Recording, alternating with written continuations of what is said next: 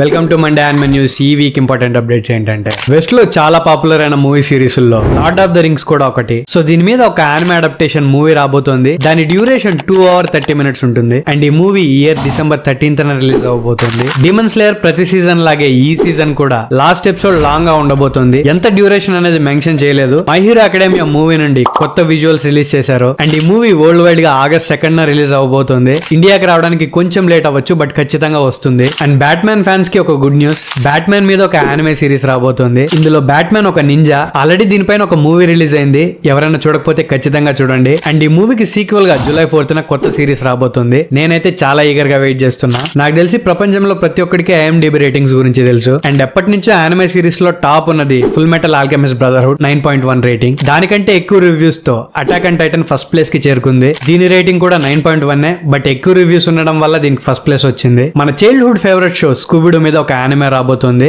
దీని గురించి ఒక కీ విజువల్ రిలీజ్ చేశారు. చాలా వరకు క్యారెక్టర్స్ అయితే మారిపోయి ఓన్లీ స్కూబీ అండ్ షాగీ మాత్రమే కనిపిస్తున్నారు. అండ్ కైజు నెంబర్ 8 మీద ఒక గేమ్ రిలీజ్ అవ్వబోతోంది. డేట్ అయితే ఇంకా అనౌన్స్ చేయలేదు. దీని గురించి ఒక ట్రైలర్ రిలీజ్ చేశారు. And kaiju number 8 season 1 running లో ఉండగానే సీజన్ 2 వర్క్స్ అనేటివి స్టార్ట్ అయిపోయినట్టు రిపోర్ట్స్ వస్తున్నాయి. 2022 లో రిలీజ్ అయ్యి పెద్ద హిట్ అయిన గాచి అకుతా మాంగా మీద ఒక యానిమే సిరీస్ అనౌన్స్ చేశారు. ఇది 2025 లో రిలీజ్ అవ్వబోతుంది. మళ్ళీ కొత్త అప్డేట్స్ తో నెక్స్ట్ వీక్ కలుసుకుందాం. Follow for me.